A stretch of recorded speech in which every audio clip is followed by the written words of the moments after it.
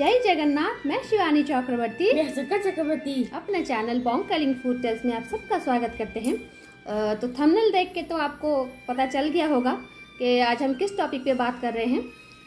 जगन्नाथ मंदिर में भगवान की चोरी, ये ज़रा सुन के आपको अजीब सा लग रहा होगा, लेकिन हाँ, जगन्नाथ मंदिर से भगवान की चोरी हुई थी।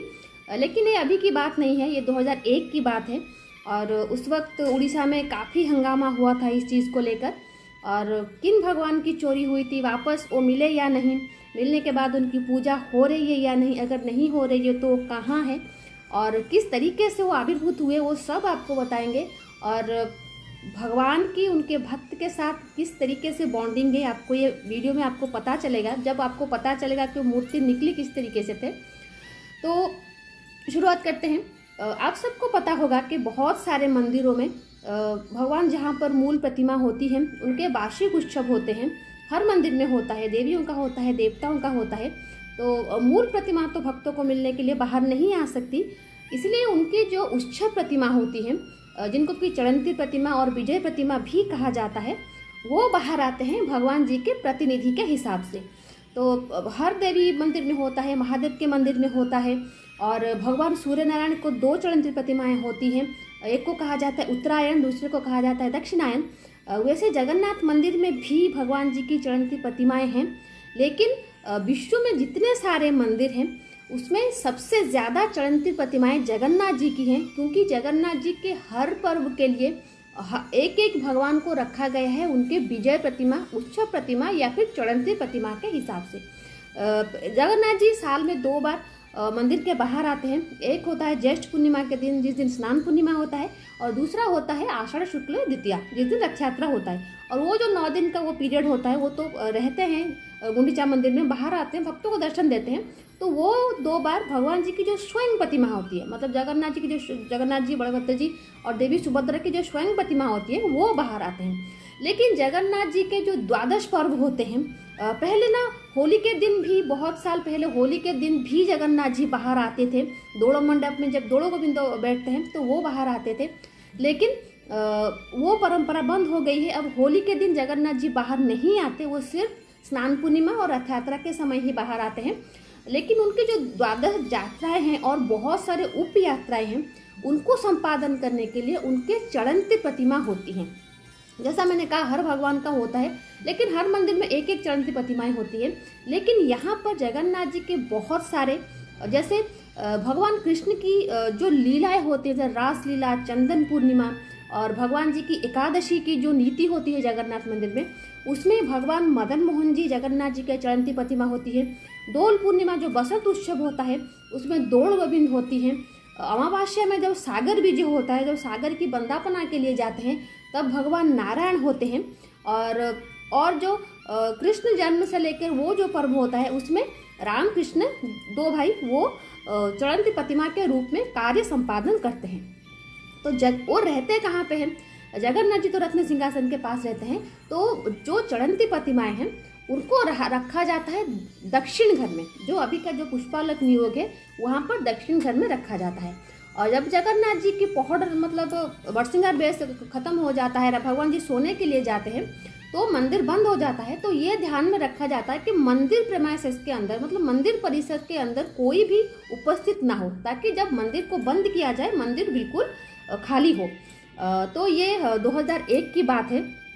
कार्तिक महीने का समय था। कार्तिक महीना बहुत ही पवित्र महीना माना जाता है, और उड़ीसा में खासकर पुरी में इसको बहुत अलग तरीके से मनाया जाता है।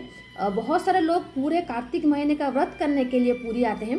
तो एकादशी के पहले दिन, दशमी के दिन, कार्तिक महीने के शुक्ल पक्ष की दशमी के दिन देखा गया, जब मंदिर खोला गया। मंदिर जब खोला जाता है, सबसे पहले कड़ाहट द्वार जो मंदिर होता है, मतलब जगन्नाथ जी के रत्न सिंहासन का जो पहला द्वार होता है कड़ाहट द्वार, उसको जब खोला जाता है, देखा जाता है जगन्नाथ जी जो आभूषण पहने थे बड़ो श्रृंगार बेस में, वो सब ठीक ठाक होता है कि नहीं।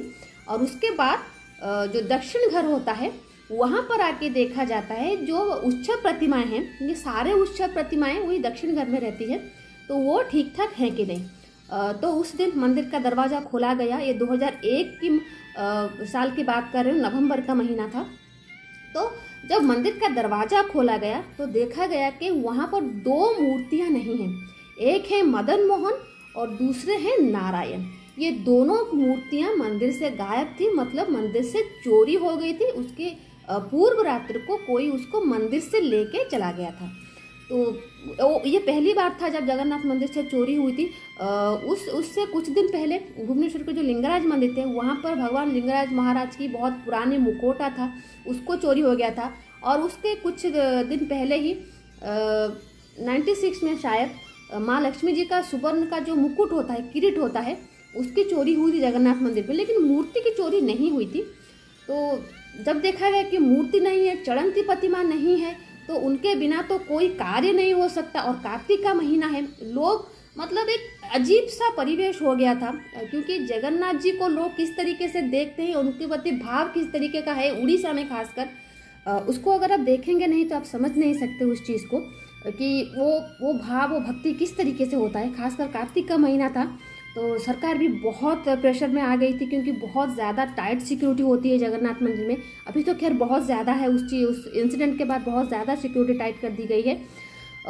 तो जब देखा गया कि मंदिर में नहीं है तो चारों तरफ उसको ढूंढा गया, क्योंकि उनके बिना कोई कार्य नहीं हो सकता था। तो जब कुछ समय ढूंढा गया, जब वो नहीं मिले तो तब जितने सारे मठ और मंदिर थे बाहर, जगन्नाथ मंदिर के आसपास जितने सारे मठ थे, वहाँ पर भी भगवान मदन मोहन की पूजा होती है, हर मठ में होती है। तो हर मठ को खंगाला गया कि किस मठ का मदन मोहन मूर्ति जगन्नाथ मंदिर के मदन मोहन मूर्ति से मिलती है। क्योंकि जगन्नाथ मंदिर के जो पुराने मूर्ति थी, जो चोरी हो गई थी, वो एक खास तरीके की मूर्ति थी, अष्ट धातु से बनी हुई मूर्ति थी। उसमें 3 भगवान का स्वरूप था, भगवान कृष्ण का, भगवान राम का और भगवान नरसिंह का। आप जो अगर उनको देखेंगे, वो अभी भी दक्षिण घर में हैं, उनकी पूजा होती है कि नहीं मैं आगे बताऊंगी, लेकिन अगर आप उनको देखेंगे तो उनकी स्वतंत्रता आपको नज़र आ जाएगी। तो खैर वो तो नहीं थे, तो मंदिर के डेली की जो नीति होती है उसके लिए ढूंढा गया किस मंदिर में, किस मठ में मदन मोहन की मूर्ति जगन्नाथ मंदिर के मदन मोहन मूर्ति से मिलती है। तो बहुत ढूंढने के बाद जो राघव दास मठ है, जिनकी रथ यात्रा में बहुत ज़्यादा इन्वॉल्वमेंट रहती है, तो उनके मंदिर के जो मदन मोहन थे उनको लाया गया, क्योंकि वो जगन्नाथ मंदिर के मदन मोहन से उनकी मठ के जो मदन मोहन थे वो काफ़ी सामंजस्य था, उसमें काफ़ी मिलता जुलता था वो। तो उनको लाया गया, उनको वापस से स्थापित किया गया और उसके बाद उस दिन का कार्य शुरू हुआ। क्योंकि उस दिन एकादशी थी तो कार्य शुरू हुआ, लेकिन प्रशासन की तरफ से, मंदिर की सेवाओं की तरफ से मंदिर में बहुत जगह ढूंढा जा रहा था, कहीं नहीं मिल रहा था। तो ऐसा कहा जाता है कि 30,000 लोगों ने आमरण अनशन कर दिया था कि जब तक वो मूर्तियां नहीं मिलेंगी बिल्कुल अन्न जल ग्रहण नहीं करेंगे। तो और भी ज़्यादा प्रेशर में थी सरकार। तो नए नए मुख्यमंत्री बने थे नवीन पटनायक जी, तो पुलिस प्रशासन और अग्निशम विभाग के जो कर्मचारी थे, मंदिर सेवा जो थे, वो सब ढूंढ रहे थे। तो इसमें एक चीज़ देखा गया कि जगन्नाथ जी का जो उपवन है, जहाँ पर जगन्नाथ जी के डेली के यूज़ के लिए फ्लावर्स और तुलसी आती हैं, बहुत तरीके के फूल जगन्नाथ जी को पहनने होते हैं, क्योंकि वो फूल रसिक हैं, उन्हें फूल बहुत पसंद है और फूलों के ऑर्नामेंट बहुत सारे पहनते हैं। तो एक उपवन में वहाँ पर एक कुआं है, बहुत गहरा कुआं है। तो वहाँ पर जब वो फूल गूंथने वाले जो मालाएं बनाते हैं, वो लोग वहाँ पर बैठ के चुन रहे थे, फूल चुन रहे थे, तुलसी चुन रहे थे। तो उन्होंने एक अजीब सा चीज़ देखा, उस कुएं के ऊपर में जो कुआं था, उस कुएं के ऊपर एक बंदर बैठा है और वो उनकी तरफ इशारा कर रहा है और कुएं की तरफ इशारा कर रहा है। तो ये बात जब मंदिर में जो सेवक होते हैं, जिनको महाजन सेवक कहा जाता है और चलंती प्रतिमाओं के साथ उनका काफ़ी समय व्यतीत होता है, तो वहाँ पर जो अग्निशम विभाग के कर्मचारी थे, उनको जाके उन महाजन सेवक ने कहा कि ये जो बंदर बैठा है कुएं के ऊपर, एक अजीब सा हरकत कर रहा है और सारे जगह पे तो हमने ढूंढ ले, कहीं पर भी मूर्ति नहीं मिली। तब तक 2 दिन हो चुके थे, तो चलकर देख लेते हैं उस कुएं में, शायद कुछ कहना चाह रहा वो बंदर। तो पहले तो अग्निशम कर्मचारी, क्योंकि वो बंदर दिखने में काफ़ी अजीब था, तो वो जाने के लिए डरने लगे कि उस बंदर के पास नहीं जाएंगे, शायद वो अटैक करेगा, काट लेगा, घायल कर देगा। इस तरीके से डर से वो कोई नहीं गया वहाँ पर। लेकिन बहुत प्रेशर डालने के बाद सेवायतों की तरफ से तो वो हिम्मत करके वहाँ पे गए। 80 फीट का वो कुआं है, 20 फीट का उसमें पानी था। और लेकिन जब वो अग्निशम विभाग के जो कर्मचारी है जिनको जल निकालना था कुएं से, वो जब उस कुएं के पास गए तो वो भयानक सा दिखने वाला बंदर, उसने कुछ भी नहीं किया, वो वहीं पर बैठा रहा। और जब मंदिर के कुएं से पानी निकाला गया, मतलब जिस कुएं के ऊपर बंदर बैठा था, मंदिर के अंदर से जब पानी निकाला गया तो जो मदन मोहन की मूर्ति थी वो उसी कुएं में थी। मतलब जो अष्टधातु की मूर्ति जो चोरी हो गई थी रात को, वो उसी कुएं में मिली, लेकिन नारायण की मूर्ति वहाँ पर नहीं मिली, सिर्फ और सिर्फ मदन मोहन की मूर्ति मिली। तो लोग तो इस चीज़ को देखकर मतलब हतचंबित है कि एक बंदर जो जिसने मार किया था, जिसने नज़र रखा था, उसने देखा कि बंदर काफ़ी समय से वहाँ पर बैठा था। तो लोग ये मानते हैं कि जिस वक्त वो मूर्ति उस कुएं के अंदर गई थी, मतलब फेंका गया था उस मूर्ति को इस कुएं के अंदर, तब से वो बंदर वहाँ पर बैठा था। तो लोग तो उसको बजरंग बली मानने लगे कि बजरंग बली के एक बंदर के रूप में आए थे मूर्ति की सुरक्षा करने के लिए। तो जैसा ही मूर्ति मिल गई तो लोगों ने अपना अनशन भंग कर दिया, और उसके बाद भी वो जो चोर था वो पकड़ा नहीं गया था। और उसके बाद 2 विदेशी लोगों को पकड़ा गया जिनकी मूवमेंट उसके पहले रात को थोड़ी सस्पिशियस थी, उनको पकड़ा गया। और उस चीज़ को थोड़ा मतलब दबा दिया गया था, बाहर नहीं आने दिया गया, क्योंकि जिन 2 लोगों को पकड़ा गया था, एक तो विदेशी थे, दूसरे इस्कॉन के भक्त थे। तो उस चीज़ के लिए शायद पकड़ा नहीं गया, उनको छोड़ दिया गया, या फिर किसी और को पकड़े थे जो सही में चोर था। और ऐसा मानना है कि जब पुलिस ने उसको इंटरोगेट किया तो उसने मूर्ति चोरी करने की बात कबूली थी, और उसने ये भी कहा था जिस वक्त वो मूर्ति चुरा के भाग रहा था, जो बंदर कुएं के ऊपर बैठा था वही बंदर मंदिर के अंदर था, और उसने उसको काटने के लिए दौड़ा, उस बंदर वो चोर को काटने के लिए दौड़ा और उसके ऊपर अटैक भी किया था, और वो चोर घायल हो गया था, और डर के मारे वो मूर्ति को उसने कुएं के अंदर डाल दिया था। लेकिन दूसरी मूर्ति कहाँ थी, वो जो भगवान नारायण की थी वो नहीं मिली, लेकिन मदन मोहन की मिल तो गई, लेकिन वो मूर्ति अब पूजा नहीं होती, क्योंकि जो मदन मोहन की मूर्ति राघवदास मठ से लाया गया था 2 दिन पहले, उनका अभिषेक हो चुका था। और अभी जो मूर्ति आप मदन मोहन की देख रहे हैं, भगवान जी के जितने सारे उत्सव प्रतिमा होते हैं उनमें से मदन मोहन हैं, और जो रासलीला में आते हैं और एकादशी पूजा उनकी होती है और चंदन यात्रा में निकलते हैं, वो राघवदास मठ की मूर्ति है। लेकिन जो मूल प्रतिमा थी मतलब जो 600 साल पुराना जो अष्टधातु की मूर्ति से बना हुआ वो प्रतिमा है, आज भी वो दक्षिण घर में है, उनकी पूजा होती है, लेकिन वो किसी भी उत्सव प्रतिमा में भाग नहीं लेते। तो ये एक छोटी सी जानकारी थी जगन्नाथ मंदिर में चोरी होने वाले भगवान जी के बारे में।